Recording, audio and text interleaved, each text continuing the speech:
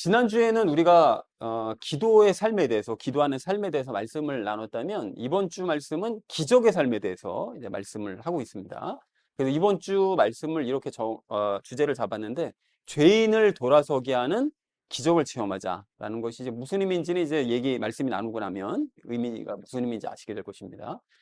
자, 그래서 먼저 17절 말씀을 함께 우리 읽도록 하겠습니다. 엘리야는 우리와 같이 동일한 성정의 지배를 받은 사람이로되 비가 오지 않기를 그가 간절히 기도하니 3년 6개월 동안이나 땅에 비가 오지 아니하였고 라고 말씀합니다.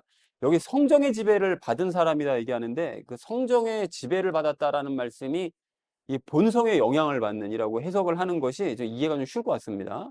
영어로는 이게 패션이라고 되어 있잖아요. 근데 이게 좀 해석이 좀 애매해서, 그래서 모든 성경들이 다 성정으로 이렇게 해석을 해놨거든요, 번역을. 근데 성정이라고 하면 좀 우리가 일상적으로 쓰는 말은 아니라서, 그거를 보면 이제 감정의 지배를 받는, 또는 이제 본성의 영향을 받는, 그러니까 우리 식대로 하면 이제 혼의 영향을 받는 그런 사람이라는 거죠. 그러니까 그거를 좀 더 쉽게 우리말로 이제 번역을 하자면, 그래서 우리와 별로 다를 것이 없는 이제 이런 의미가 됩니다. 우리가 별 다를 것이 없는 사람이로되, 그런데 엘리야가 간절히 기도를 하니까요, 비가 오지 않았다는 거예요. 그렇게 하늘을 움직이는 그런 기도를 했다라는 것이죠. 그래서 엘리야는 기도로 놀라운 기적을 행한 사람이었다라는 것이 17절의 의미가 되겠습니다. 그래서 17절을 이렇게 정리할 수가 있겠는데요. 엘리야는 우리와 다를 바 없는 사람이었지만 그가 비가 오지 않기를 간절히 기도하자 3년 6개월 동안이나 비가 오지 않았다라는 것이 17절의 의미가 되겠습니다. 자, 이어진 18절 말씀 함께 읽도록 하겠습니다. 그가 다시 기도하니 하늘이 비를 주고 땅이 자기 열매를 내었느니라 라고 말씀합니다. 여기 그가 다시 기도했다고 얘기하죠. 3년 6개월 후에 이제 엘리야가 다시 기도를 했는데, 그 기도한 모습이 열왕기상 18장 42절 43절에 나옵니다. 얼마나 간절한 모습으로 기도를 했는지 여기 보시면, 엘리야가 갈멜산 꼭대기로 올라갔죠. 그리고 땅에 꿇어서 엎드려서 자기 얼굴을 무릎 사이에 넣은 거예요. 허리를 완전히 굽히고 무릎 사이에 얼굴을 넣고 자기 종에게 이르되 올라가서 바다 쪽을 바라보라 하니까 올라가서 바라보고 아무것도 없습니다. 그러니까 7번 다시 가라는 거예요. 7번이나 그렇게 기도한 거예요. 7번 기도하고 물어보고 없다 그러니까 또 기도하고. 그러니까 기도 끝나고 나니까 어떻게 되죠? 바다 끝에서 작은 점이 하나 올라옵니다 라고 얘기하고, 이제 큰 구름이 돼가지고 비가 내리기 시작했잖아요. 그렇게 기도를 다시 하니까 비가 내리는 거죠. 비를 멈추기도 하고 비가 오기도 하는 그런 놀라운 기적을 행한 사람이 엘리야였다라고 얘기를 하고 있습니다. 18절로 이렇게 정리할 수 있겠는데요. 3년 6개월 후에 엘리야가 다시 기도를 하니 하늘이 비를 내리고 땅이 열매를 내었다라는 것이 18절의 의미 되겠습니다. 자, 이어진 19절 말씀 함께 읽도록 하겠습니다. 형제들아, 너희 중에 어떤 사람이 진리를 떠나 잘못하는데 누가 그를 돌아서게 하면 이라고 얘기하는데요. 여기 약간 의문이 드는 게, 기도와 기적에 대해서 앞에서 얘기했었잖아요. 근데 갑자기 왜 그 얘기하다가 사람을 돌아서게 하는 것에 대해서 왜 얘기를 합니까? 이게 이유가 있는데요. 이걸 이제 잠시 후에 제가 그 중간 결론에서 이제 말씀을 드리도록 하겠고요. 여기 보면 진리를 떠나서 얘기한다는데, 진리는 뭐죠? 항상 말씀드리지만 진리는 말씀이죠. 하나님의 말씀. 그리고 또 야고보가 앞에 1장서부터 5장까지 얘기했던 거 모든 말씀이 포함된 그 말씀들을 얘기합니다. 그거를 벗어나서 누군가 이제 잘못을 하면 그걸 돌아서게 해야 된다. 이제 이 얘기를 하고 있는 거죠. 자, 그래서 말씀과 상관없이 진리를 떠나서, 그러니까 말씀과 상관없이 살면서 이제 잘못을 범하는 사람이 있다면 그런 사람은 돌아서게 해야 된다는 거예요. 모른 채 그냥 내버려 두지 말고 말씀대로 안 살면 반드시 지적을 하든 권면을 하든 책망을 하든 어떻게 되든지 돌아서게 만들어야 된다, 그 사람을. 라고 적극적으로 해야 된다고 얘기했다는 것이 19절의 의미가 되겠습니다. 그래서 19절을 이렇게 정리할 수 있겠는데요. 형제들아, 너희 중에 어떤 사람이 말씀을 떠나 잘못을 범할 때 누군가가 그를 돌아서게 하면 20절과 같은 거, 다음 절이요. 20절과 같은 일이 일어난다는 사실을 알게 해주어라. 그래서 더 적극적으로 권면을 해줘라. 라고 얘기했다는 것이 19절의 의미가 되겠습니다.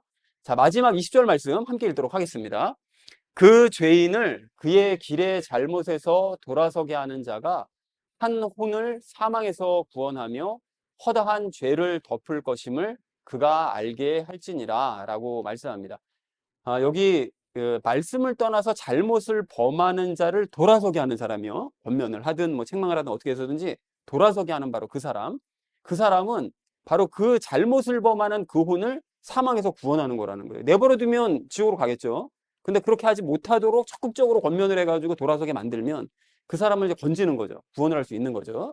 그리고 또한 허다한 죄를 덮는 거죠. 그 사람이 그 잘못을 범했던 사람이 이제까지 지었던 그 모든 죄를 다 사라지게 만드는, 용서받게 만드는 그런 일을 하게 된다는 것을 그가 알게 하라는 거예요. 여기서 그가 누군지가 사실 해석이 좀 이 사람이 될 수도 있고 저 사람이 될 수도 있거든요. 근데 문맥상 저는 이게 그가 이 돌아서게 하는 사람이라고 생각을 했습니다. 그렇게 이제 생각을 해서 돌아서게 하는 그 사람에게 이런 사실을 알려라. 그러니까 너가 누군가를 권면해서 그 사람의 생명을 건지게 되면 그러니까 돌아서게 하면 그 사람을 구원하고 그 사람의 모든 죄를 사함받게 만든다는 사실을 너가 알고 그런 뿌듯함을 너가 알고 다른 사람들을 더 그렇게 만들도록 하여라라는 의미로 얘기했다는 것이 20절의 의미가 되겠습니다. 자, 20절을 이렇게 정리할 수가 있겠는데요. 진리를 떠나 잘못하는 자를 돌아서게 하는 자는 그 죄인의 혼을 사망에서 구원하고 많은 죄를 사라지게 한다는 사실을 그 돌아서게 하는 자에게 알려주어라 라고 얘기했다는 것이 20절의 의미가 되겠습니다. 자, 그래서 오늘 본문 말씀 이렇게 정리할 수가 있겠는데요. 엘리야는 우리와 다를 바 없는 사람인데 그가 비가 오지 않기를 간절히 기도하자 3년 6개월 동안 비가 오지 않았고 다시 기도하니까 하늘이 비를 내리고 땅이 열매를 맺게 되었다. 형제들아, 어떤 사람이 말씀을 떠나 잘못 살게 될 때 그를 돌아서게 하면 그 죄인의 혼을 구원하고 그 많은 죄를 없앨 수 있다는 사실을 그 사람으로 하여금 알려주도록 하여라 라고 얘기했다는 것이 오늘 본문의 의미가 되겠습니다. 그래서 이 앞뒷 내용이 서로 다른 내용 같은 느낌이 막 들잖아요. 근데 사실은 이게 다른 내용이 아니라 엘리야가 이렇게 앞에 기적을 행한 그 이유가 이 뒷부분에 잘못을 행하는 사람들, 백성들을 바른 길로 돌아서게 만들었다. 이런 기적으로 말미암아 이제 그 얘기를 하고 있습니다. 자, 그래서 오늘 본문 말씀은 엘리야의 어떤 특별함이나 위대함 또는 뭐 많은 기적을 행했다. 이거를 설명하는 내용이 아닙니다, 여러분. 그 앞에 엘리야만 보시고 그렇게 하시면 안 되고요. 지난주에 우리가 기도해야 된다고 강조를 했잖아요. 근데 엘리야도 이제 기도의 사람이었다는 거죠. 열심히 기도한 사람.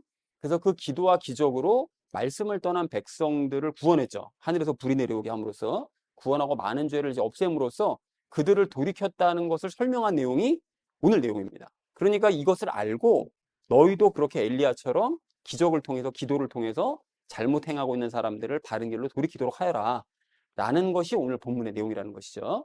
자, 그래서 오늘 우리가 이제 기적과 관련돼서 세 가지 이야기를 나누려고 하는데요. 첫 번째는 엘리야에 대해서 우리 얘기 나누고요. 두 번째는 기적 체험의 방법에 대해서, 마지막 세 번째는 기적의 방향에 대해서 함께 이야기 나누도록 하겠습니다. 그래서 오늘의 결론이요. 죄인을 돌아서게 하는 기적을 체험하자라는 것을 주제로 나머지 말씀을 삶에 적용하면서 함께 말씀 나누도록 하겠습니다.